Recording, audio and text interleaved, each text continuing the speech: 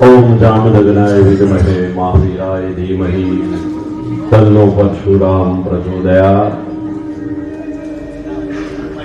भगवान जगन्नाथजीना चरणों मारा दंडवत प्रणाम। बीजा श्लोक नहीं बोलतो कारण के समयनो अभाव है। आजना ब्रह्म विद्वत सभाना द्वितीय सत्रना कार्यक्रमની અંદર ઉપસ્થિત આ સત્સંગ હોલમાં બેઠેલા સર્વ વિદ્વતજનોના ચરણોમાં મારા દંડવત પ્રણામ। અત્રે ઉપસ્થિત સ્વધર્મનિષ્ઠ ભાઈઓ અને બહેનો, ત્રણ સત્રનો આજનો આ કાર્યક્રમ છે। દ્વિતીય સત્રના અધ્યક્ષ તરીકે આયોજકોએ મારી વરણી કરી। મેં એમની માંગણીનો સ્વીકાર કર્યો। સામાન્ય રીતે અધ્યક્ષ બનવું એમાં કઈ બહુ મજા નથી। આવું તમને કહી દઉં, કારણ કે બધા જ બોલી લે પછી તમારે બોલવાનું, અને એમાંય આવા દિગ્ગજ વિદ્વાનો રામકથા, ભાગવત કથા, શિવપુરાણની કથા જે સમગ્ર ગુજરાત ભારત વર્ષની અંદર કરતા હોય એમને સાંભળ્યા પછી અધ્યક્ષ તરીકે મારી શું ફરજ ખબર છે? આમ તો અધ્યક્ષના પાવર રાજેન્દ્રભાઈ બહુ હોય, શાસ્ત્રીજી। વિધાનસભાની અંદર તમે જોતા હશો કે અધ્યક્ષનો કેટલો બધો પાવર, કેટલો બધો વીટો હોય। એ મુખ્યમંત્રીને પણ બેસાડી શકે, વિરોધ પક્ષના નેતાને પણ બેસાડી શકે, કારણ કે 0 વર્ષમાં બોલવાનું હોય, ટાઈમ લિમિટ હોય। જો એ ટાઈમ લિમિટની બહાર જાવ તો એ અધિકાર અધ્યક્ષ છે કે ભાઈ હવે આમને એમ કહો કે હવે તમે બેસી જાઓ, એને બેસી દેવું પડે। આ અધ્યક્ષના પાવર હોય છે।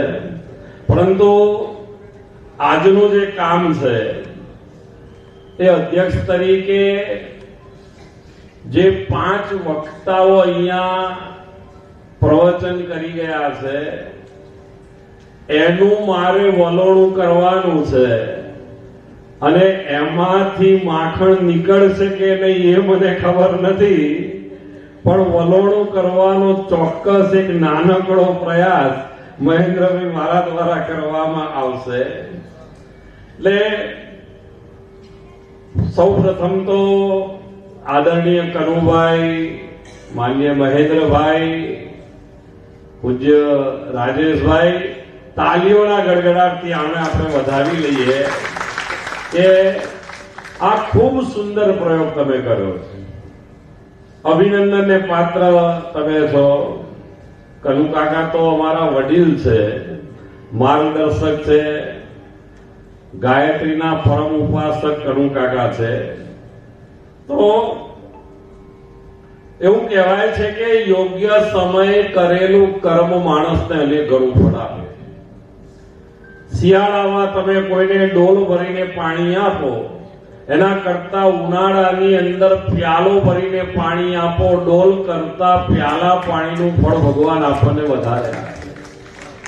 જેમ કે 1.25 લાખ બ્રાહ્મણોને જમાડવાનું જે કાંઈ ફળ મળે, એક નિરાધારભાઈ જગતમાં જેનું કોઈ નથી, ઝાડ નીચે બાળકને જન્મ આપ્યો, એ વખતે એના કોઠામાં પ્રસૂતિની ભૂખની આગ લાગી હોય, કોઈ 1.25 પાસેનો શીરો કરી દે એને ખવડાવી દે, એને 1.25 લાખ બ્રાહ્મણોને જમાડવાનું ફળ મળે।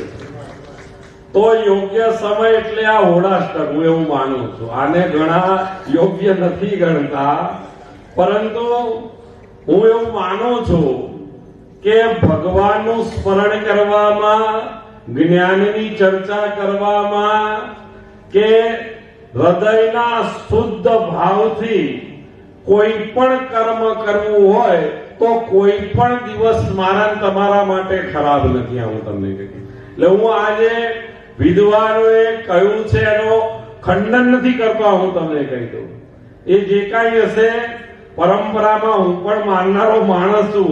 નહીતર પાછો અત્યારે તો જુઓ મહારાજની જીભ લપસી અને મહારાજે આનો વિરોધ કર્યો, આવી ચર્ચાઓ માર્કેટમાં સોશિયલ મીડિયામાં ચાલુ થઈ જાય. પરંતુ એવું માનું છું કે સારું કામ કરવું છે તો સારું કામ, અને એ પણ જગન્નાથ ભગવાનના સાનિધ્યમાં જયારે આપણે કરવા આવ્યા છીએ તો આમાંથી આપણને અમૃત જ પ્રાપ્ત થાય, વિષ પ્રાપ્ત થવાની કોઈ શક્યતા મારી દ્રષ્ટિએ નથી. તો મારા આજે ડિસ્ક્રિમિનેશન ડે છે. આજે ડિસ્ક્રિમિનેશન ડે એટલે કે ભેદભાવ મુક્ત દિવસ. આજે 1 માર્ચ આખું વિશ્વ આજે ઉજવી રહ્યું છે. આજે એ દિવસ છે. તો સૌ પહેલા તો આપણે આજે સંકલ્પ કરીશું કે અહીંયા બેઠેલા ના જીવનમાં કોઈ દિવસ ભેદભાવ આવશે નહીં અને આપણે ભેદભાવને અનુસરીશું નહીં. આ જગન્નાથ ભગવાનના ચરણોની સાક્ષી આપણે સંકલ્પ કરીશું. હવે જે 5 વક્તાઓ જેમણે પોતાના વિચાર રજૂ કર્યા એમાંના પ્રથમ વક્તા પૂજ્યપાદ ધનેશભાઈ શાસ્ત્રી, એમણે કહ્યું કે વક્તા કરતા શ્રોતા બનવું સારું. અને બહુ સાચી વાત એમણે કહી કે ભાગવતની અંદર પણ આપણે જોઈએ છીએ કે સંભળાવવું બહુ સહેલું છે પણ સાંભળવું બહુ કઠણ છે. સંભળાવવું બહુ સહેલું છે, સાંભળવું બહુ કઠણ છે. આપણે ગામડામાં કથા રણછોડદાસજી મહારાજ જઈએ છીએ ત્યારે જો સગવડ ન હોય તો લોકો ધૂળમાં બેસીને પણ આપણી ભાગવત કથા સાંભળે છે. જ્યારે આપણે આલિશાન વ્યાસપીઠ ઉપર બેસી અને ઉપદેશ આપતા હોઈએ છીએ પેલા ધૂળમાં બેસીને સાંભળે છે. અને પહેલું કલ્યાણ કોનું થાય ખબર છે? સંભળાવનારનું પહેલું કલ્યાણ નથી થતું, સાંભળનારનું પહેલું કલ્યાણ થાય છે. પ્રમાણ ભાગવત છે. 7 દિવસમાં સુખદેવજીનું કલ્યાણ ન થયું, પરીક્ષિત રાજાનું 7 દિવસમાં કલ્યાણ થયું. અને શ્રોતા એ બહુ અગત્યનો ભાગ ભારત વર્ષની અંદર છે. એમની વાત સાથે હું મારો સૂર પુરાવું છું. એમણે જરાસંધનો વિષય લીધો. ઘણા જરાસંઘ કહે છે પણ હકીકતમાં જરાસંધ છે. હવે એના તમે કથા જે છે બહુ દિવ્ય કથા છે ભાગવતની અંદર. તો જરાનો અર્થ થાય ગળપણ. જો રૂપક તરીકે આપણે લઈએ તો જરા એટલે ગળપણ. બધા જ રાજાઓ ઉપર વિજય પ્રાપ્ત કરી શક્યા પણ જરાસંઘ ઉપર વિજય પ્રાપ્ત કરી શકાતું નથી. અને ગળપણ એ આપણે જોઈએ છીએ કે ગળપણના દુઃખ મને લાગે બહુ વસમાં. આપણે ભજન છે ને, ભજન મારા ખ્યાલથી કોઈએ બનાવેલું છે. તો આ જે ગળપણ છે એ ગળપણ જીવનની અંદર જલ્દી જતું નથી. 7 વખત જરાસંઘના 2 ટુકડા કર્યા. એક આમ નાખ્યો, એક આમ નાખ્યું. વિદ્વાન વક્તાઓ પોતાની રીતે એનો તર્ક રજૂ કરતા હોય છે પણ હું જે જાણું છું મારા પિતાશ્રી પાસેથી મેં જે જાણ્યું છે એમાં 7 વખત થયા પછી ભીમે પાછું ભગવાનના સામું જોયું. એટલે ભગવાને કહ્યું કે તું યુદ્ધના મેદાનમાં શિવલિંગ સ્થાપી દે. એટલે માટીના શિવલિંગની સ્થાપના કરી, ત્રિશૂળ લાવી અને મૂક્યું. પછી એ 2 ટુકડા ભેગા થયા નહીં. તો 7 વખત એટલે કે 7 દિવસ. હે મારા તમારા કેટલા દિવસ? હે જન્મથી લઈ મૃત્યુ, આ 7 દિવસની અંદર મારો તમારો એક જન્મનો વાર નક્કી છે, એક મૃત્યુનો વાર નક્કી છે. અને આ 7 વખત એટલે આ 7 દિવસ. અને એ ટુકડા ભેગા ક્યારે ન થયા કે જ્યારે જીવ શિવને મળી ગયો પછી એની મુક્તિ ત્યાં આગળ થઈ ગઈ અને પછી એ ત્યાંથી મોક્ષ પામ્યો, ત્યાં આગળ મોક્ષ પામ્યો. એટલે આ જરાસંઘની જે એમણે વાત કરી બીજું રાજસત્તાની વાત કરી, પરંતુ હું એવું માનું છું કે આ દેશની એક બહુ દિવ્ય અને ઉજ્જવળ પરંપરા હતી કે આ દેશમાં પહેલા કોઈને રાજા બનવું હોય તો એના જે પુરોહિત હોય એ એના કપાળમાં તિલક કરે, આશીર્વાદ આપે, ધર્મનો જે દંડ હતો એ 3 વખત મારે ધર્મદંડોસ્મી, ધર્મદંડોસ્મી, ધર્મદંડોસ્મી, અને પછી એ રાજગાદી ઉપર બેસી શકે. અને ભગવાન રામને પણ રાજા બનવું હોય તો વશિષ્ઠ મુનિ તિલક કરે તો જ રામ ગાદી ઉપર બેસી શકે, નહીં તો રામ પણ ગાદી ઉપર બેસી શકે નહીં. આ પરંપરા ભારતની અંદર ચાલી, પરંતુ આઝાદી પછી બંધારણ આવ્યું. આ દેશની અંદર સરકારો બનતી ગઈ, સરકારો ગબડતી ગઈ, પરંતુ શું થયું આઝાદી પછી કે આ દેશની અંદર જ્યાં દિવ્ય પરંપરા હતી એ લુપ્ત થઈ ગઈ. પછી ભારતમાં એવું થયું કે ભારતના વડાપ્રધાન કોઈને બનવું હોય તો દિલ્હીની અંદર જામા મસ્જિદની અંદર પેલા શાહી ઇમામ બુખારીના પગમાં પડે તો ભારત તો વડાપ્રધાન બની શકે, નહીં તો ભારત તો વડાપ્રધાન બની શકે નહીં. પરંતુ એ માન્યતાનો પણ નાશ થયો ક્યારે? 2014 ની અંદર આપણા ગુજરાતના પનોતા પુત્ર નરેન્દ્રભાઈ મોદી વડાપ્રધાનના શપથ લેવા ગયા ત્યારે પહેલી વખત નરેન્દ્રભાઈએ ભારતના મહાન સંતોને એ શપથ વિધિની અંદર હાજર રાખ્યા અને એમના આશીર્વાદ લઈ અને વડાપ્રધાનની ખુરશી ઉપર આપણા નરેન્દ્રભાઈ બેઠા. એટલે આ રાજસત્તા અને ધર્મસત્તાની જે વાત છે. બીજું, મારા પિતાશ્રી હંમેશા કહેતા હતા કે રાજસત્તા ગમે તેટલી મજબૂત હોય, ગમે તેટલી પાવરફુલ હોય, પણ રાજસત્તા એ માટીનું ઢેફું છે, જ્યારે આપણી ધર્મસત્તા એ પથ્થરનું ઢેફું છે. આની આપણે યાદ રાખવી જોઈએ. વહેણની વાત કરી, વહેણ કોઈ સામાન્ય હતો ના, પરંતુ એનો અધિકાર હતો. અધિકાર ઋષિ મુનિઓએ આપ્યો એને.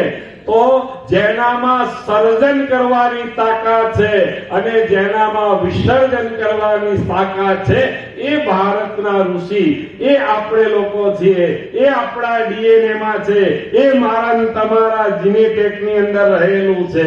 તો આ વાત એમણે કરી. આપણા દ્વિતીય વક્તા હતા પૂજ્ય હેમેન્દ્રભાઈ શાસ્ત્રી. એમણે સંસ્કૃત ઉપર અને બ્રહ્મ તેજની વાત કરી. આ બે વિષય ઉપર એમણે મુખ્ય નીકળી ગયા. શું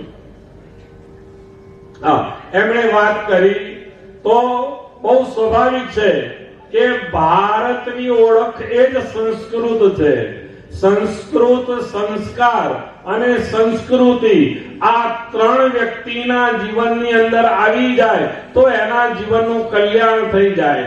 બ્રહ્મ તેજની વાતો કરી તો બ્રહ્મ તેજ શું છે એ આપણને ભાગવતની પ્રથમ દિવસની કથામાં જ આપણને ખ્યાલ આવે છે કે જ્યારે પરીક્ષિત રાજાએ ઋષિનો અપરાધ કર્યો અને એનું નાનકડું બાળક હાથમાં જળ લઈ અને એને જોયું કે આ કોણે કર્યું છે મારા પિતાનું અપમાન, અને ખ્યાલ આવ્યું કે આ કળિયુગનો પ્રથમ રાજવી એને આ ગુમાન. ત્યારે એણે કહ્યું કે દિક બલમ ક્ષાત્ર બલમ બ્રહ્મ તેજો બલમ બલમ, અને એણે શ્રાપ ત્યાં આગળ આપી દીધો.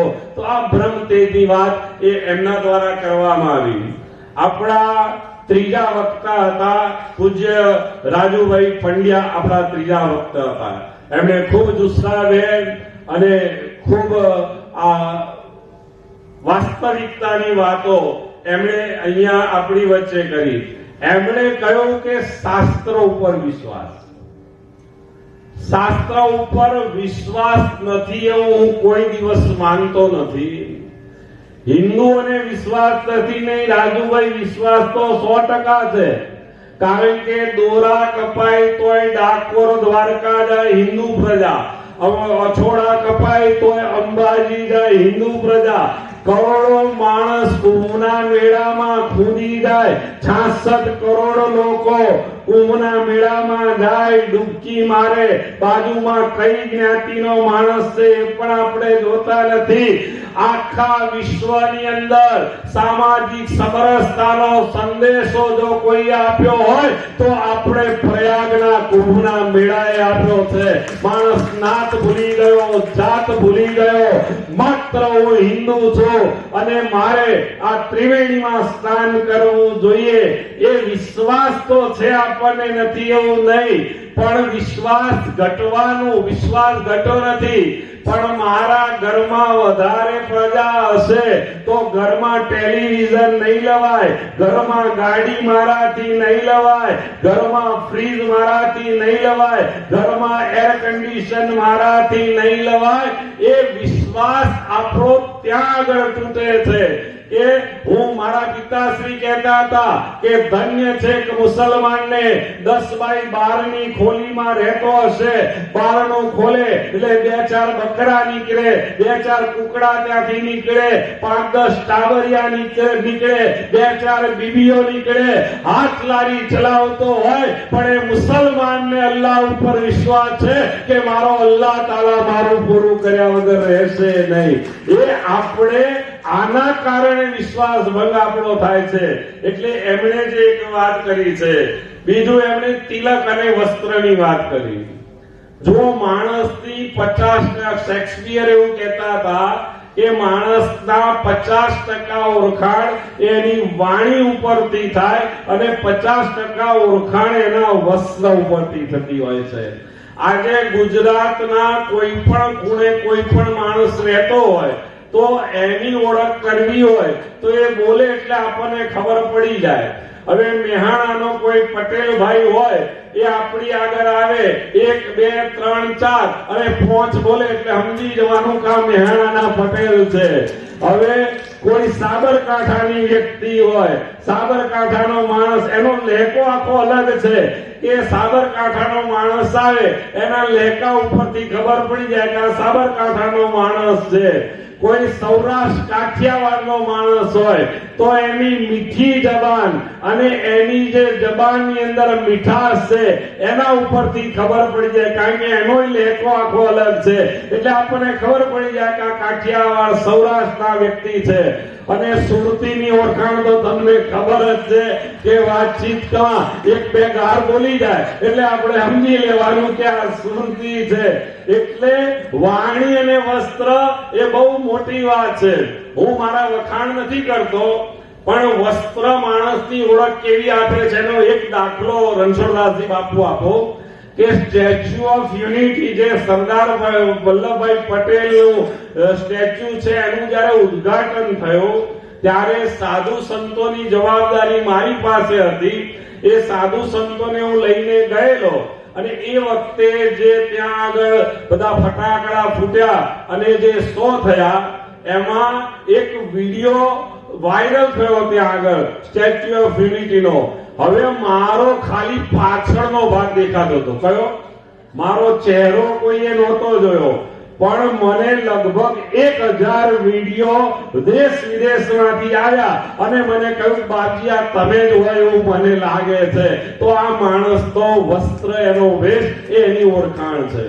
બીજું તિલકની બાબતમાં હું હંમેશા કહું છું કે તિલક વગરનો બ્રાહ્મણ અને શસ્ત્ર વગરનો ક્ષત્રિય સામે મળે તો એ અપશુકન માનવામાં આવે છે. એટલે આ એમની જે વાત છે. અને શ્રવણ દ્વારા આપણે પાપનો નાશ કરી શકીએ છીએ. કથાના શ્રવણ દ્વારા આપણા પાપનો નાશ થાય છે. એમણે વાત કરી ગંગાની અંદર ડૂબકી મારવાથી પાપનો નાશ થાય. ગંગા પવિત્ર છે, એમાં તો એવું કહેવાય છે કે એના સ્મરણ માત્રથી પાપનો નાશ થાય. પણ હું એવું માનું છું કે તમે રાત્રે ખાઈને સૂઈ જાઓ છો, સૂઈ જઈએ છીએ ને આપણે રાત્રે, પછી સવારે શૌચ દ્વારા બધું નીકળી જાય છે કે નથી નીકળી જતું, પાછું તમારે ખાવું પડે છે કે નથી ખાવું પડતું, પાછી એ પરંપરા આપણી ચાલે છે. એમ ગંગામાં તો ડૂબકી મારી આયા, પણ બહાર આયા પછી જો હતા એના એ રહેવાના હોય તો એમાંથી પ્રાયશ્ચિત. પણ પાપનો પ્રાયશ્ચિત એ બહુ મોટી વસ્તુ છે. કોઈ પણ ભૂલ થાય, મનુષ્ય માત્ર ભૂલને પાત્ર, પણ જો સાચા હૃદયથી એનું પ્રાયશ્ચિત કરી લે તો હું માનું છું કે પાપમાંથી મુક્ત ત્યાં આગળ 100% થઈ જાય છે. એટલે એક વાત એમની એ છે. ચોથા વક્તા આપણા હિરેનભાઈ શાસ્ત્રી, એમણે ખૂબ ઓછો સમય લીધો. એ જાણતા હતા કે મારે જવાનું છે એટલે એમનો લાભ આપણે લઈ શક્યા નહીં. એમણે શોક, મોહ અને ભયની વાત કરી ભાગવતની અંદર. બહુ સાચી વાત છે તમારી કે ભાગવતની કથા શ્રવણ કર્યા પછી અને ભાગવતની કથા વાંચ્યા પછી જો માણસમાં શોક ન જાય, મોહ ન જાય અને ભય ન જાય તો એ વક્તાની કથા પણ નકામી છે અને કથા સાંભળનારો પણ યોગ્ય નથી. એ હું 100% માનું છું. અને હું તો હંમેશા કહું છું કે એક પલાઠીએ વિધિપૂર્વક 7 દિવસ તમે ભાગવતની કથા શ્રવણ કરી લો. યમરાજની તાકાત નથી કે તમને હાથ પર અડાડી શકે. આ ભાગવતની તાકાત છે. અને હું તો એનાથી આગળ કહું છું, પહેલા દિવસે કે તમારી ઈચ્છામાં આવે એવા 108 પ્રશ્ન લખી અને 7 દિવસ કથામાં તમે બેસો. પછી એ ધાર્મિક હોય, સામાજિક હોય, કૌટુંબિક હોય, આર્થિક હોય, રાજકીય હોય, જે લખવા હોય લખીને બેસો. 7 દિવસ તમે કથા શ્રવણ કરો. જેનો જવાબ આવે એના સામે ટીક કરો કે આનો આવી ગયો, આનો આવી ગયો, આનો આવી ગયો. 7મા દિવસે કોઈ પ્રશ્નનો ઉત્તર ન મળ્યો હોય તો એના 2 જ અર્થ થાય કે ભાગવતમાં એનું નિરાકરણ હતું પણ સમયના અભાવે આ વાત મેં ઉડાડી દીધી હતી. અને બીજી વાત એ થાય કે કાં તો હું પૂર્ણ ભાગવત જાણતો નથી, ત્રીજી કોઈ વાત ભાગવતની અંદર રહેતી નથી. કારણ કે હું માનું છું કે સમસ્યાનું સમાધાન જો કોઈ ગ્રંથ આપણને આપતો હોય તો એ શ્રીમદ ભાગવત દ્વારા આપણને સમસ્યાનું સમાધાન આ જગતની અંદર પ્રાપ્ત થાય છે. સંગીતની વાત કરી, પરિવર્તન એ સંસારનો નિયમ છે. આપણે જેને સંગીત રાખવું હોય રાખે, ન રાખવું હોય ન રાખે. મેં પણ 150 કથાઓ સંગીત વગર કરેલી. કેટલી? 150 કથાઓ. મારા પિતાશ્રી તો કોઈ દિવસ સંગીત રાખેલું જ નહોતું. પણ હું દ્વારકા કથા કરવા ગયો અને અમારે હકુ ભગત અમદાવાદની અંદર એ સંગીત વાળાને લાવેલા. પહેલા દિવસે કથાની અંદર એ બેસી જ રહ્યા, લાયેલા. પણ મારી કથાની ઢબ એવી હતી કે એમાં સંગીત સેટ થયું લાગતું નહોતું મને, એટલે બેસી રહ્યા. પછી મને કે આ લાયો છું, આનું શું કરીશું આપણે? મેં કીધું મને સંગીત અનુકૂળ નથી આવતું. પછી મેં એક રસ્તો કર્યો. મેં કામ કરો, તમે લાયા છો તો સદુપયોગ કરીએ. કાલથી હું કથા કરતો હોઉં અને તમને વચમાં એવું લાગે કે આમાં ભજન ઉમેરવા જેવું છે તો તમે ટૂક ટૂક કરજો એટલે હું સમજી જઈશ કે હવે આ ભજનની શરૂઆત છે, હું ભજન આપી દઈશ. પણ સંગીતમાં આપણી કથા હું નિયમિત લગભગ સાંભળતો હોઉં છું બધા કથાકારોની.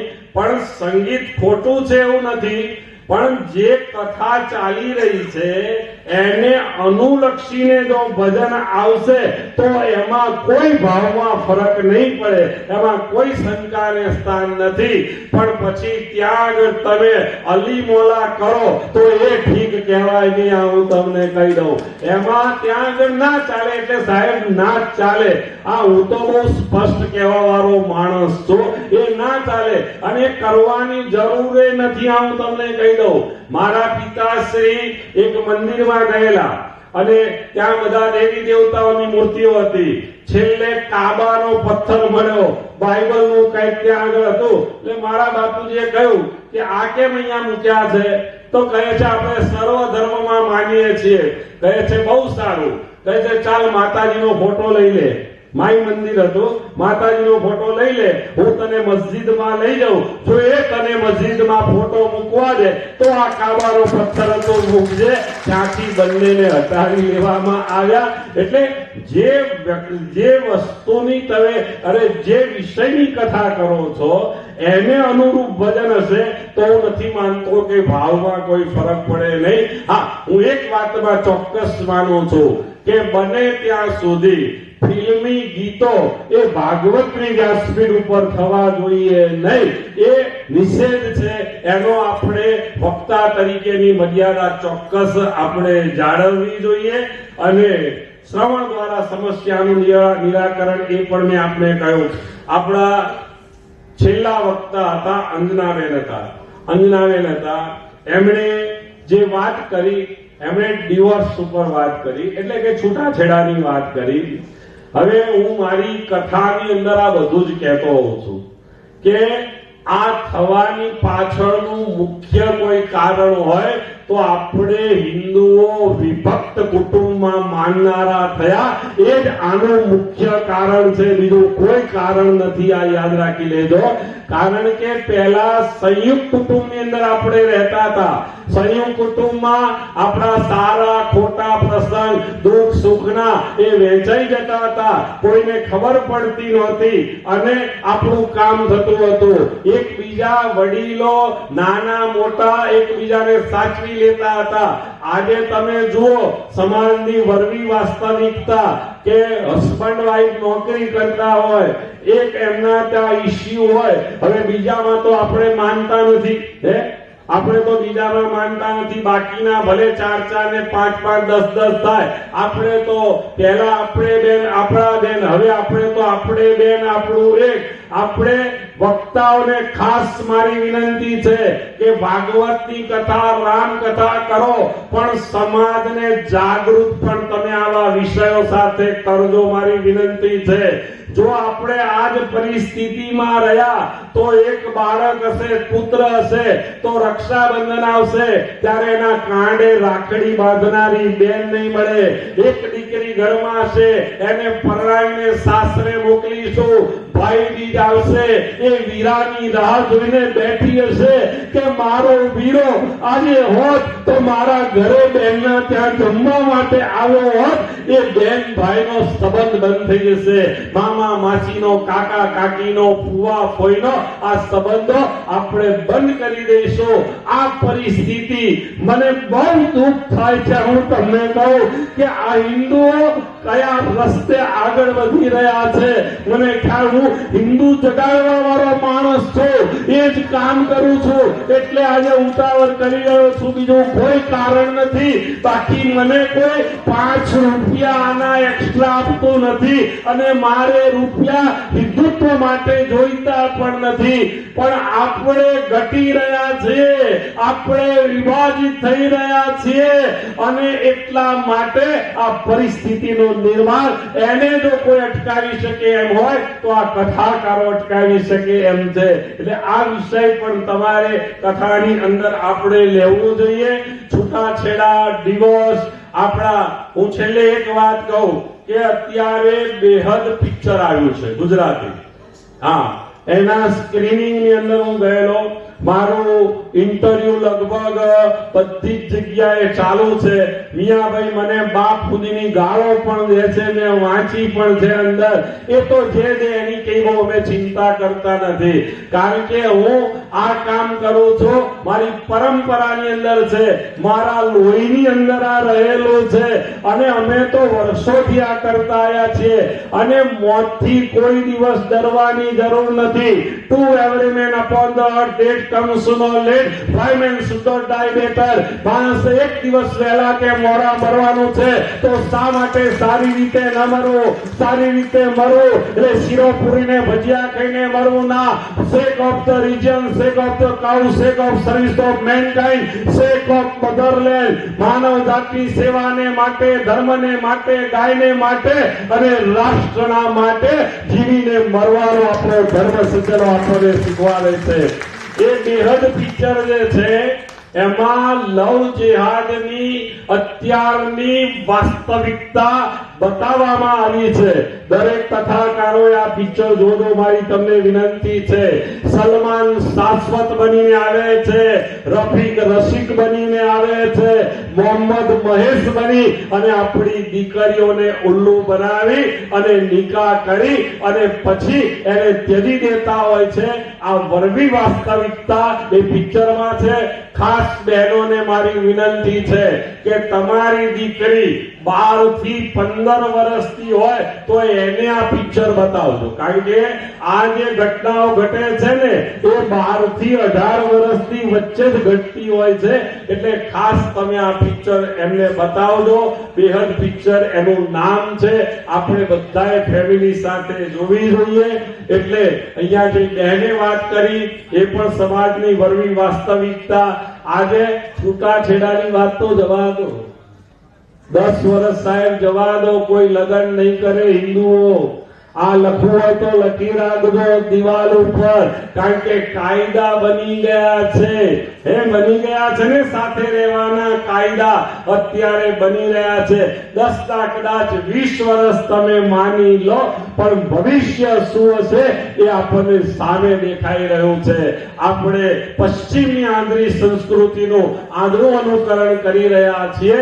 આમાંથી એ જ લોકો બચી શકે કે જેના ઘરમાં સંસ્કાર હશે, જેના મા બાપ સંસ્કારી હશે અને જેણે બાળકોને સંસ્કાર આપ્યા હશે, એ જ બચશે, બાકી કોઈ બચી શકવાનું નથી. તો આ બધા વિષયો સાથે આજના ઘણું બધું કહેવું હતું. 4 ને 5 થઈ ગઈ, 4:30 મારે ત્યાં પહોંચવાનું છે. હું સવારે વિરમગામ હતો, બપોરે અત્યારે અહીંયા છું. અહીંયાથી ડમરૂ સર્કલ ચાણક્યપુરી જઈશ, ત્યાં સભા કરી અને પાછો ગાંધીનગર છેલ્લી સભા મારી ત્યાં આગળ હિન્દુ સંમેલનો જે ચાલી રહ્યા છે એમાં જવાનું હોવાથી આમ તો અધ્યક્ષ છેલ્લે જ વાત કરે, વચ્ચે વાત કરે નહીં, પણ મેં એમને કહેલું કે સમયનો અભાવ છે. એમણે કહ્યું કે આ ઘરનો મામલો છે એટલે એમાં કઈ ચિંતા કરવાની જરૂર નથી. એટલે 5 વક્તાઓનો અધ્યક્ષ તરીકે હું અહીંયા બિરાજમાન રહ્યો. મેં એમનું જે કંઈ સાંભળ્યું એમાંથી મેં મારી હું જે સમજ્યો એમાંથી મેં આ મંથન કર્યું છે. તમને યોગ્ય લાગે તો સ્વીકારજો, ન લાગે તો મને કહેજો કે મહારાજ કઈ ખામી રહી ગઈ છે તોય મને ખોટું લાગશે નહીં. પરંતુ પુનઃ તમને 3 જણાને હું ખૂબ ખૂબ અભિનંદન આપું છું. આવા કાર્યક્રમો તમે હંમેશા કરતા રહો. મને બોલાવ્યો, મારું સન્માન કર્યું, 2 શબ્દ બોલવાની તક આપી, એ બદલ આપનો ખૂબ આભાર. અસ્તુ સ્વસ્તુ, ધન્યવાદ. સૌને મારા જય જગન્નાથ.